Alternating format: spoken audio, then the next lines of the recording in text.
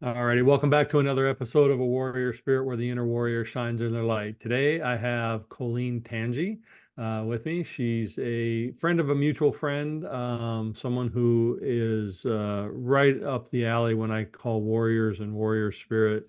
And I'm really glad that you've taken time out of your busy day to join me today. Thank you. Thank you very much, Cheryl, for having me.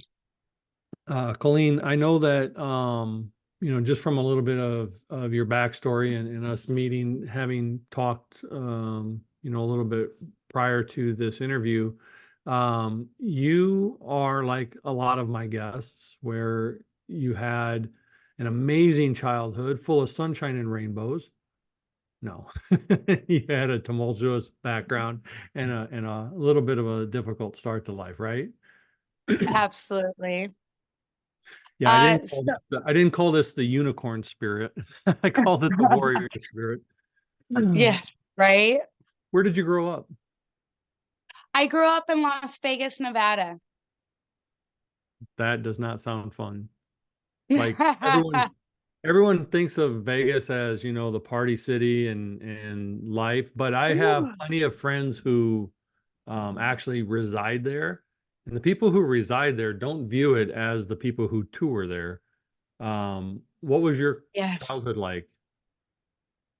Um, Born and raised in Las Vegas, Nevada for 26 years. Oh my goodness. I was with my mother for the first year. My father he was in the military for over 30 years. And so they met. I came to be. My mom had me. I was with her for the first year. My father decided to go ahead and have a custody battle. I went with him, but because he was active duty all the time and didn't have much time to raise me, I actually grew up in Mount Charleston, close to Kyle Canyon, the ski resort out there, Hmm. and with my grandmother, and I call him my grandfather. They were never married, but they were together for years. Yeah. And so I got to experience the cabin life, coming to Vegas to get our water, living off of solar panels and generators. Wow. It was awesome for a little while. And then we hit a couple of rocky moments. I believe it was about fourth, fifth grade when I was shipped back to my father's house. And so from there, um, I stayed with him and with grandmother and grandpa. I was raised kind of prejudiced. They were old school. So when I got down to my dad's house, I had a stepmother. Her name was Pat, a wonderful lady. Um, she's African American and she's given me so much skills. It's amazing. But my father and her are both alcoholics. So there was a lot of screaming, a lot of non-communication. And so it was really tough. It was really tough transition. Are you an only child? Yes, I am. With my father. Okay. Now on my mother's side, I'm the third child Okay. out of You four. just briefly, your camera is shaking a lot, so you look like you're in Blair Witch Project where they're where they're shaking all over the place. And I don't want people to get nauseous watching you talk. So Absolutely.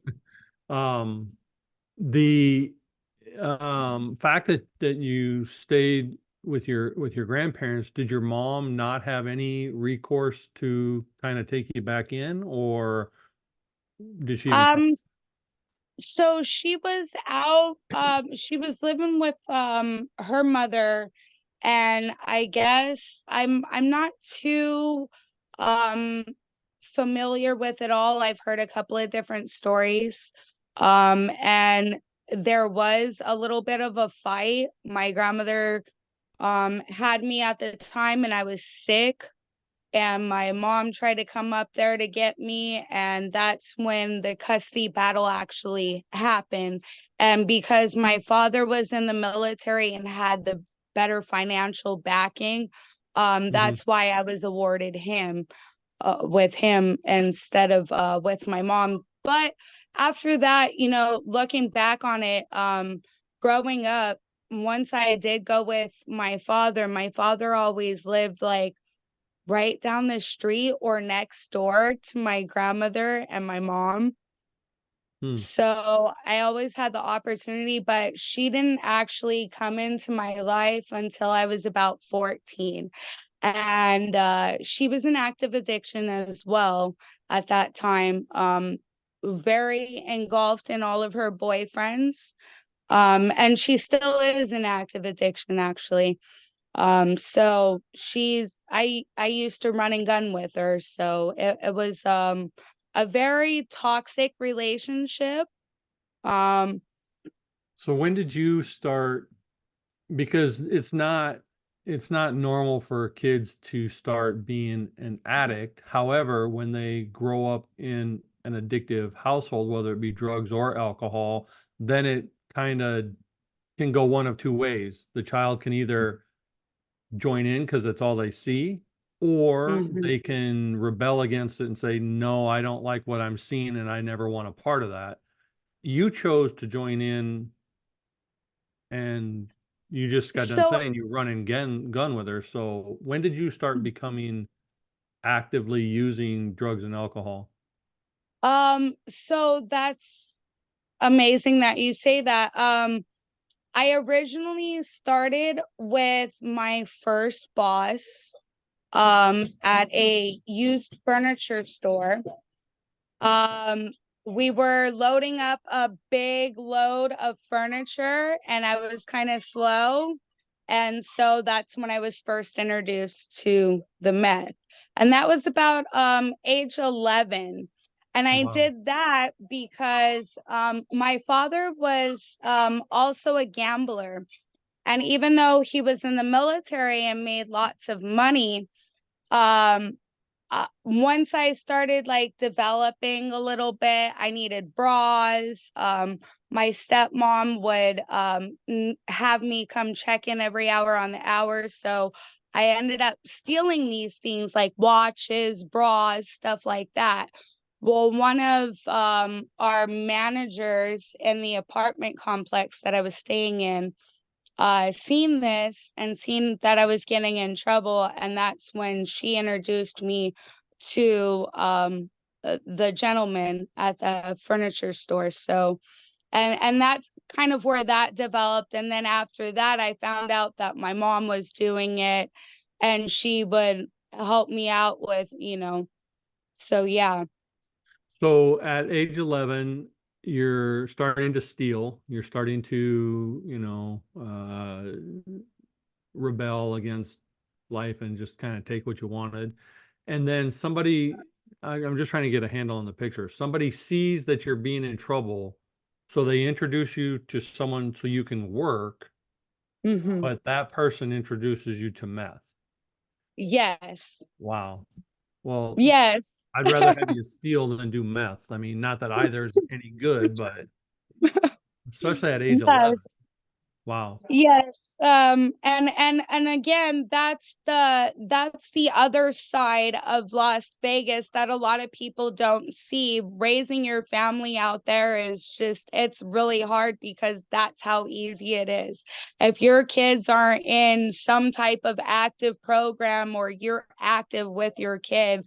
I mean, I used to go to downtown to Circus and ditch school and go play in the arcade. Hmm. So So, at age 11, you start doing meth. Now, when did your mom find out that you're starting to do drugs?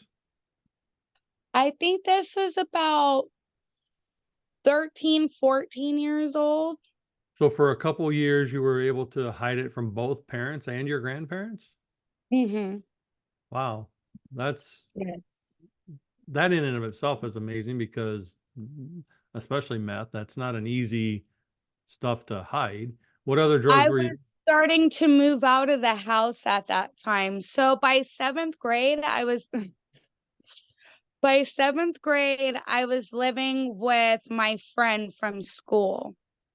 Um, and Heather Faulkner, you were wonderful, amazing. If you ever see this video. Um, so yeah, I was staying with her and her dad was in active addiction as well. So she was really going through a lot with her childhood as well.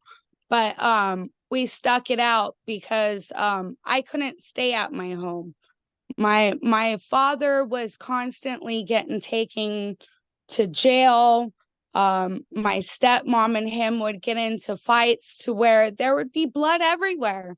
Oh, wow. Like, yeah, it was getting pretty bad. So, with all that going on, and I was in choir, I was in different programs in my school, but because nobody had any interest in any of this, like, I didn't have that support, that backing, I think. The people that did start taking interest were the drug addicts, Hmm. and that's, where I started to veer towards. So when your dad is, So your mom and dad are in domestic violence, your dad's getting taken away all the time. Did that end his military career? Because usually they don't want you in jail. They want you in active duty. right. So it definitely started making a lot of waves for him in the army. So they made him retire towards the end of everything. Um Okay. they stuck it out with them. The military is amazing. I will give them that. They stuck it out with them. They tried to get them in different programs and get them back on track or whatnot. And I think once he got shipped out to Afghanistan, because he was actually in Kuwait, that's when he came back, he wasn't the same. Hmm. It really changed him, and so that's when he went downhill. Okay. I didn't have So my father for 2 years around when I was about 18. yeah, it didn't sound like you had any parents until you were like gone out of the house. It's amazing. Did you graduate high school? No, I didn't, but I got my GED by right before I hit 18. And Okay. that was per Steve Miller, my probation officer at the time, because I was on probation for most of my juvenile years. And did you ever go to a juvenile facility? I've had family members who have also been in a lot of trouble and they spend a lot of time in juvenile lockup or juvenile facilities or juvenile homes. Was that part of your childhood as well?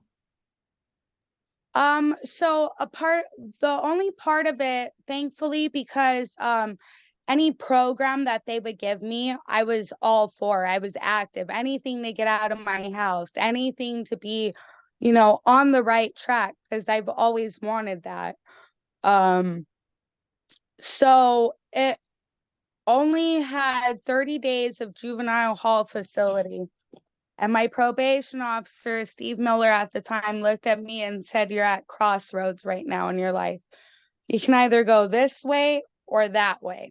So I'm going to give you a choice. It's either rehab or you go to Caliente, which was at the time, it still is, juvenile prison, Hmm. basically."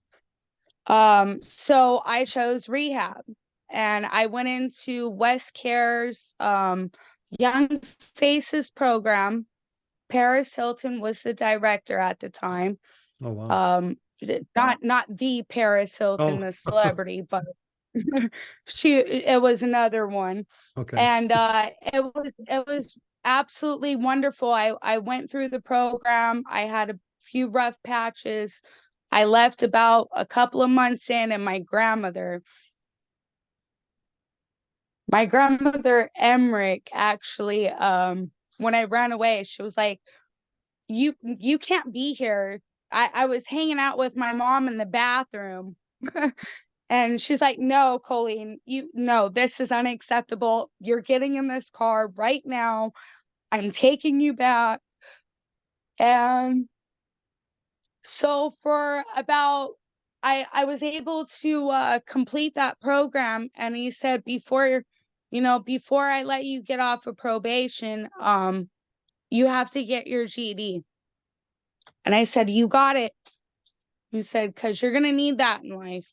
I can't tell you what else to do. I've been here most of it, but that's my final decision for you. So I got that GED the first try. I aced it, and I'm very thankful for that. I look back at that now, and I'm beyond grateful that that was a stipulation. So about for 4 years, I stayed clean and sober.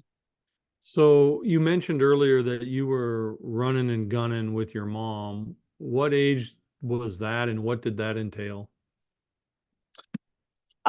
So man, that was, like I said, I'm wanting to say about 12 to 14. Oh, wow. Even later, going into later years, right before I had my daughter actually.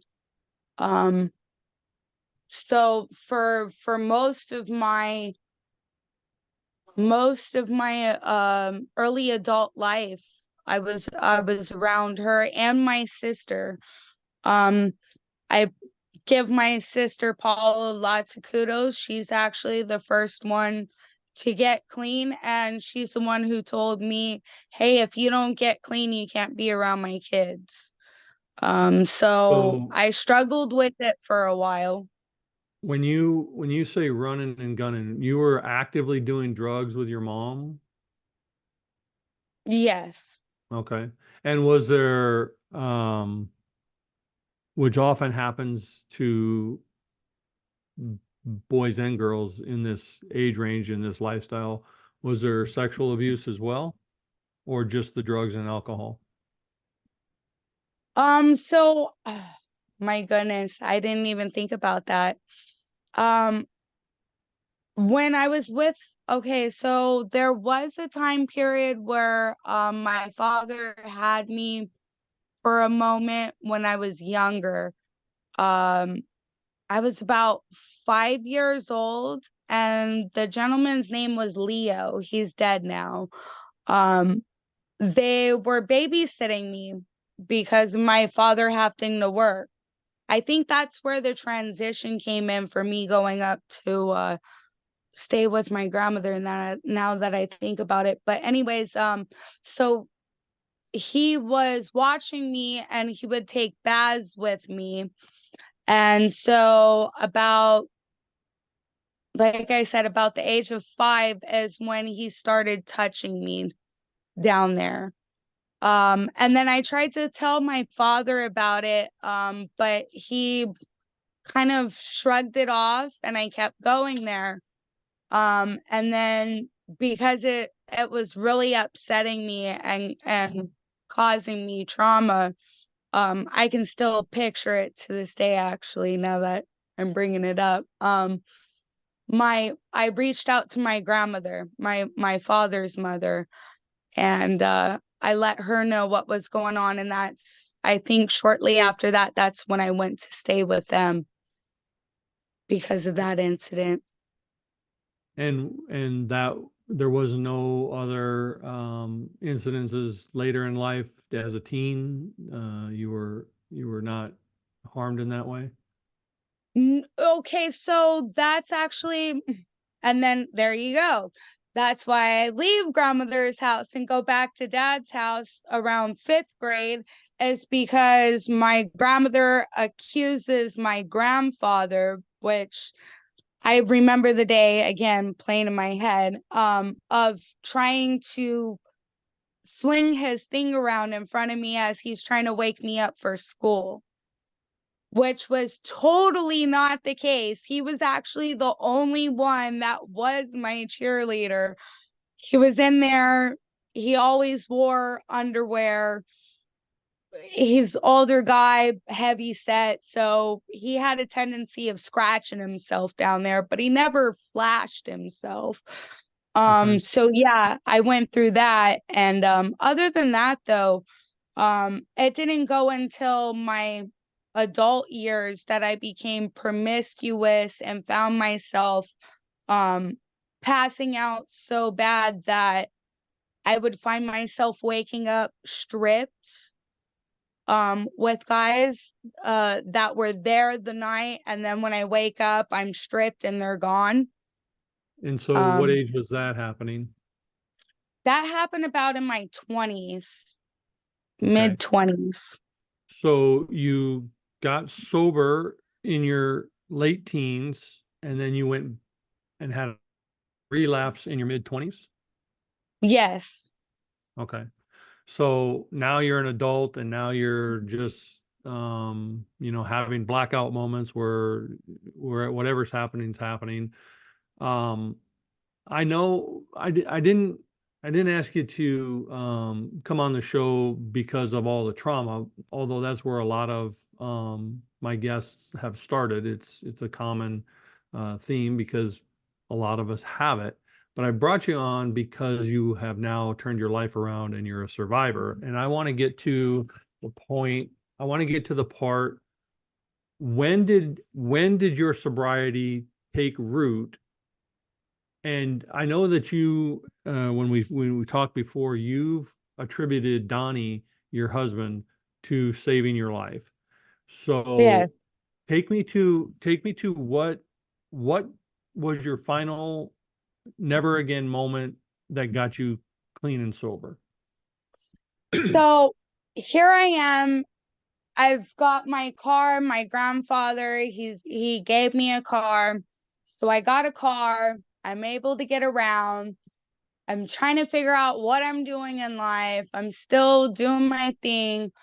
I end up getting some car parts put in, but one of my cousins that's also a tweaker is trying to put the parts in. So I fall asleep, that happens. I get up, I get in my car. I end up on the other side of town with one of the guys that I was in drug court with that I had an attraction to. And this is my oldest biological father. So I end up at his house. I'm in this love trio with him and another chick, the other baby mama before me. And we're just having a blast. Me and him are partying. My car's broke down. I can't get it to start. I'm stuck at this place. Next thing you know, I end up pregnant, right? I end up pregnant. And he ends up getting into a fight with her because we're staying at her house. And so we end up going on the streets. We're on the streets. I'm getting bigger and bigger. We're bouncing place to place. I'm still doing my active, stuff. And so it gets to the point where like I think we ended up getting pulled over and I got arrested. And we got separated. We go to jail. We get separated. That whole thing happens. So finally, it gets to the point where towards the end, he goes sent off to prison. I get out about a week before I'm due to have my oldest daughter journey. Okay. Now I'm staying at my grandmother's house because I have nowhere else to go. I have no place of my own. And I'm about to have this kid. I have her, and I'm still at grandmother's house. It's not even a week later, and everybody's had enough because grandma's like older. She's in her 60s, 70s. So they're not used to hearing this screaming baby, you know? And so luckily jail had got me clean. Like, that was my stretch that got me clean. And then once having my daughter in my arms, it was like, okay, this is it. Like, this is it. I can't let nothing happen, because I had to adopt my older sister's son out. Um Total crazy ordeal, but and she's had her kids taken from her as well. So I never wanted to have to live that pain that she went through. So I made a vow to myself, I would not do that to this kid. I got clean, I was doing great. Um, but then my family's like, you gotta go. Like, you gotta you and I'm like, okay, well, how? I just had a baby. I don't have a job yet. I haven't even healed. Like, I have no transportation. My car got taken. Like, everything, I was starting from scratch at this point. So I'm like, okay, you know what? Fine. Um, I ended up landing a job at the Sands Expo, uh, Which thanks which is to an doing what? old friend. Doing electrical jobs in the office. I would it was office work, helping with the convention center setups. Okay.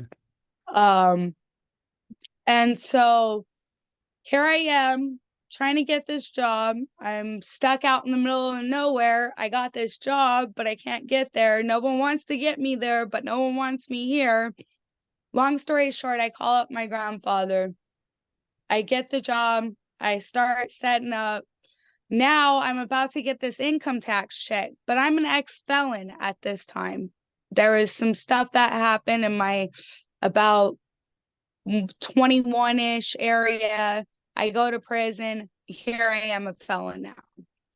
So even though I just received my income tax check, I can't get a place.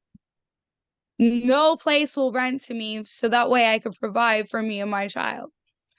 So I end up running into my child's father's sister. Okay. And so we go and we find a place with her friends. And so everybody's in active addiction there, though.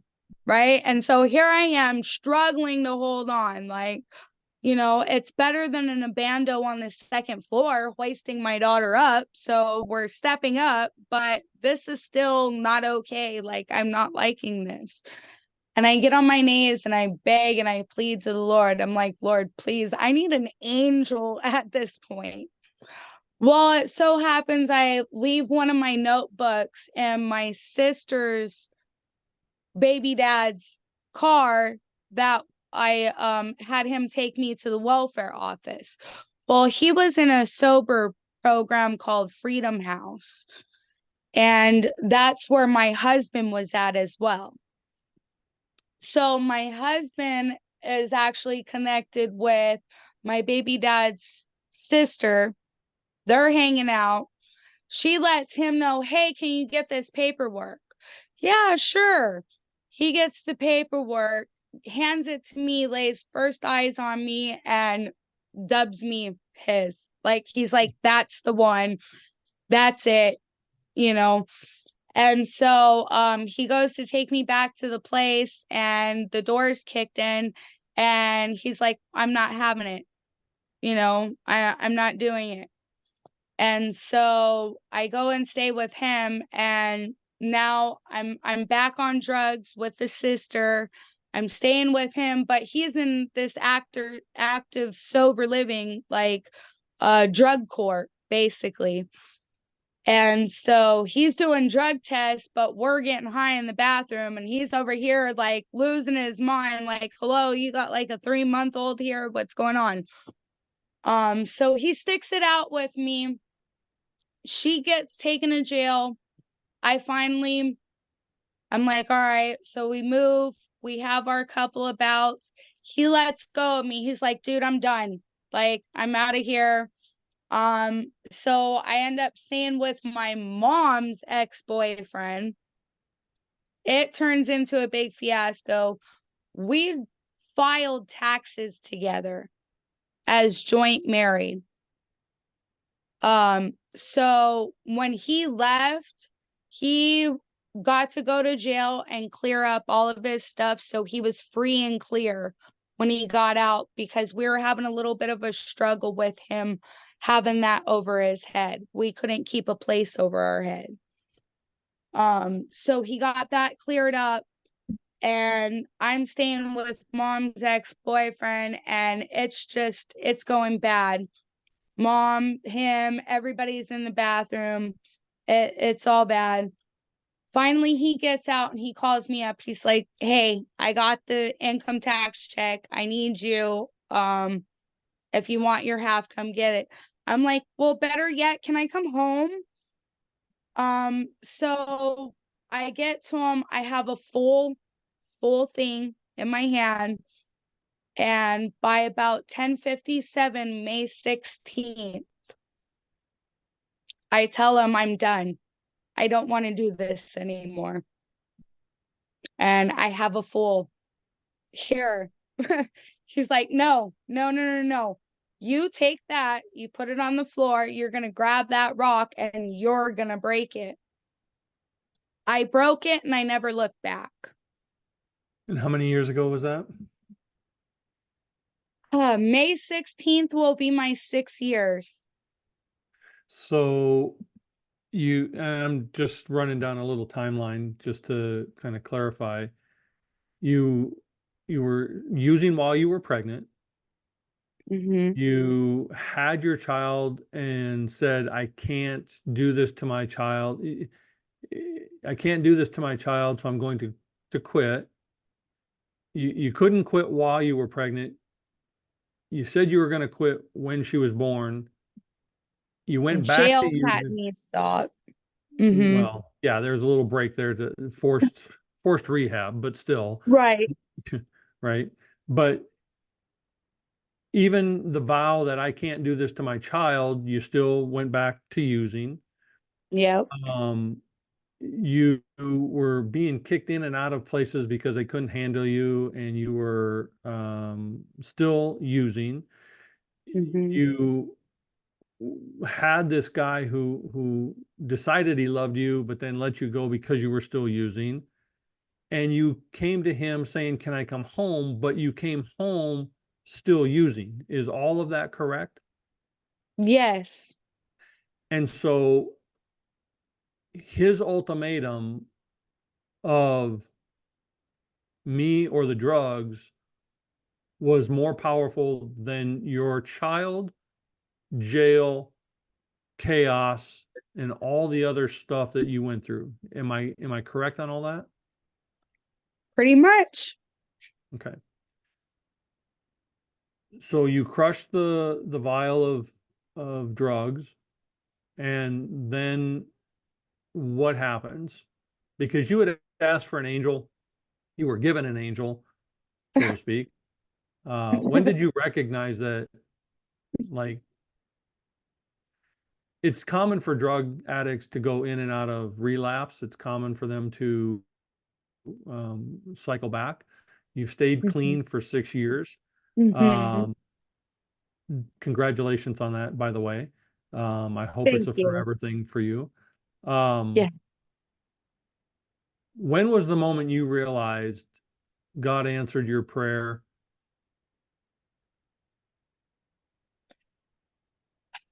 Well, I didn't realize it until at least a few more years after that, honestly. So it wasn't all peaches and cream after that. Never Um, is. No. we went through a couple of more hurdles, finding our stability. We were still out in the same place where I could easily access all my drugs. Um, we were staying with people, and then so we move out to Pahrump with my grandfather and my grandmother, my cheerleaders, they call them, the ones that helped raise me. And so we go back out there. Well, grandfather ends up passing away shortly after the New Year's rolls in. Once that happened, grandmother was already teetering with her health. She was going in and out of hospitals. And she wasn't really all that stable in the head. So we had a falling out. We end up packing all of our stuff in the truck that we were given for our inheritance. And we take off. So here we are going back to Vegas. And we're like, okay, this keeps happening, like I'm tired of this, We end up in a weekly for a moment. He gets another job. And then he hits another brick wall where the job doesn't want to hire him because of a background check from like years back. Right. So we're sitting here frustrated. He's trying to provide for us. He puts a Facebook post out and says, basically, anybody like, I'm ready to move out of here. We want out of Vegas. If anybody can help us, we want out. So a friend from 30 years back had reached out, said, hey, why don't you come check out Lake Havasu City? I got an extra room for you. We came out here about 3 months into it. We were able to move into our duplex. Had our own place. We were doing great. My daughter had her own room. And then COVID hit. You know how that goes. We all know how Yeah. that went. So it got a little rocky, and then we gained our roommate, which was actually the people that helped us move out here. That's their dad. So we gained him, and from there we upgraded to this wonderful house, and he found a wonderful job with Havasu Handyman. And he works really hard for the family, and we've been going through lots of counseling. We found Inspire the Church about 2 years ago, and that's when my blessings and realization of what the Lord did. I'm gonna ask, that's I'm gonna ask you that's when it sung in. I'm gonna ask you I'm gonna ask you a couple tougher questions. Were there any residuals of your drug use on your daughter at birth, or is she okay? She has ADHD. She's very hyperactive. Yes, there are residuals from it. Okay. Because it is common for children to also be, born addicted to whatever their parents were addicted to. So just, I was curious about that. One thing about your story that I think you probably don't realize to its fullest extent, and I want people to understand this. You tried to get in and out of your situation multiple times, but you were doing it by staying in the same environment, in the same circle, in the same circular pattern, whether it be the people in your family that you went to stay with, or the friends you went to stay with, or the combination of the two, or even the jail you went to stay with for that matter, because I'm sure the same people were in and out of there with you for that as well. Yes. So you were trying to make changes without actually changing the environment that created the issue. And not until you Yes. actually moved away and put yourself in a different circle of people, a different circle of friends, and a different environment were any of those things able to take root. And what I want people to understand, and this is something I talk about with my clients a lot, you can't make changes in the same toxic soil. Like you can't put a new tree in toxic soil and get a different result. It's going to die and wither. You have to Mhm. change not only internally, because some would say finding out you're pregnant should have stopped you. Having the child should have stopped you. Mhm. Having prison time should have stopped you. None of that Yep. stopped you. The only thing that stopped you was changing the environment, doing the inner work to change that environment first, because your inner work is key to the outer work. Because we can change our physical environment, but if we keep our inner environment the same, it's going to be the same results regardless. So the two kind of have to act together, right? So it wasn't until you started doing the inner work through the church, and it doesn't, don't get me wrong, it doesn't have to be church to change people. I'm not advocating that. I'm just saying in your case, that's what happened. But you did the inner work through the church, you did the outer work through moving away from what you knew, and you had this now new, healthier soil to plant your seed in. And Yes. now you have a home, you have a second child, you started a business for low income families to have decent child care for their children. You've Yes. uh, sustained your relationship with your husband, and now even through that, and it's been 6 years from your sobriety sake, every day is still a conscious effort to stay sober. Every day is a Yeah. conscious effort to make your life better. And every day is a conscious effort to change the things you're feeding your brain, even about yourself. Am I correct on Yes. all? Absolutely correct. I've really been finding, um to feed your brain, you have to feed your surroundings. You have to feed it with the healthy stuff that you need. You know, I hardly have time for TV anymore. Some people would say, "Oh my God." I'm kind of enjoying it actually. I'm realizing what it means to be a successful person, in the car instead of listening to music all the time. The same music over and over again that we heard 1,000 times. Now I'm listening to different self-help books. Just feeding my mind and eliminating the stuff that isn't helping me and replacing it with more healthy habits. That's where it's really been making a difference for me. Well, I've only experienced your world for a few weeks, and you and I had a mini coaching session. And even in that coaching session, you had some breakthroughs that you hadn't had even from the psychologists and psychiatrists and therapy and all that stuff that you had gone to. But I've watched you now, and I've seen the transformation in your language, in your attitude, in your smile, just how you present yourself.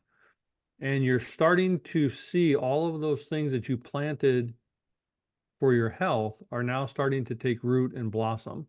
And you know, I think it's a very wonderful journey that you're headed on. And I know that you're going to continue to improve your life, but you're also going to look, we don't have enough hours in this show to go through every detail of how hard your life was. But Absolutely. but I do know that it was not easy. It was not a straight line. It was a lot of zigzag back and forth and more lows than highs. But every period of challenge, you had a little more realization that it wasn't what you were meant for. You were meant for more. You were meant for better. You're definitely meant to give your child or your children better.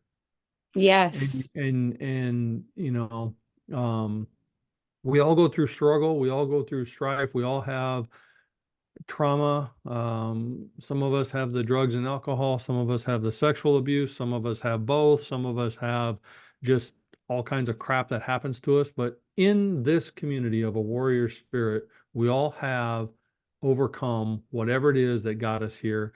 And you are definitely on that path. And I'm very glad that you were able to find people that can uplift you and support you and not continue to use you and bring you down. And Yes. because you're doing the hard work and I mean, I've seen you shed many tears just in the couple of times we've had coaching interaction, and that's because you've had self-realization. Um, you know that it's a long journey, you know that there's still a lot to do, but you're stubborn enough to do the hard work now, and you know that you're worth it. uh, Yes. and you know that your children are worth it. And somewhere along the line, just like somebody reached out to you and helped you up, you're going to be able to reach behind you and help somebody else up. And that is an attribute that I think is very admirable, and I appreciate watching you learn how to do that.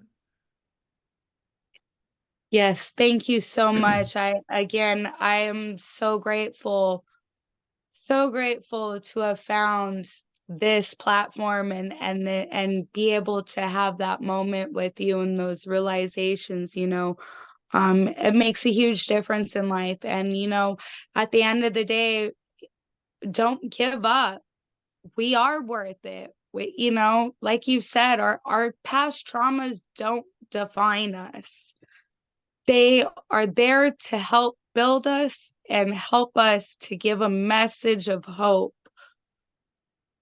We are warriors. One of the things that um, one of the reasons why I know you're on the right journey and growing in the right direction is you're able to tell your story.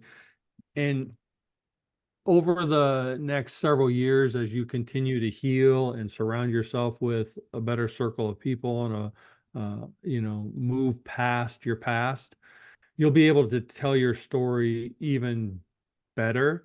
But you're able currently to tell it as a victor, not a victim. And that is a huge change, because a lot of people, when we go through the things that you've gone through, they want to tell their story from the victim side of it. This happened to me, or that happened to me, or blah, blah, blah. You're telling it from the side of triumph and overcoming, which is going to be more impactful, because that's where the hope lies for those that need to hear your message, is that in spite of all this crazy shit that happened to me, I'm still standing, I'm beyond it, and I'm getting better every day. And the more you're able to convey that point through your message, the more you're going to be able to help others get through their mess as well. And I love seeing that you're learning and you're growing in that fashion, and you're becoming the person that Coleen was meant to be, not the person she was back then. Thank you so much, Joe. I really appreciate it. It's definitely a challenging journey, but it's one that's worth it. So, um, what is you kind of mentioned it just a minute ago, so I want to give you a chance to say it in your own words even better if you want to. What is for anyone who has or is going through similar stuff, what is your one takeaway from what you've learned so far about yourself and getting beyond it that would be helpful to them? You know, don't stop believing. Dreams come true. Um, Life happens. You can't have the bad without the good. Know that for all the bad that you go through, there's so much more good to experience. So if I can do it, I know there's more out there that can do it too. It's not easy, but it's worth it. And what would you tell them is a necessary step in making that happen? Because hope is not a step. Hope is something that is helpful, because without hope, we just give up. But hope is not an active step. So, what would you advise someone trying to make that change or conquer their situation? What specific step would you say for them to take? Change your environment, people, places, and things. That's really it matters. It matters the most. People, places, and things. Change everything.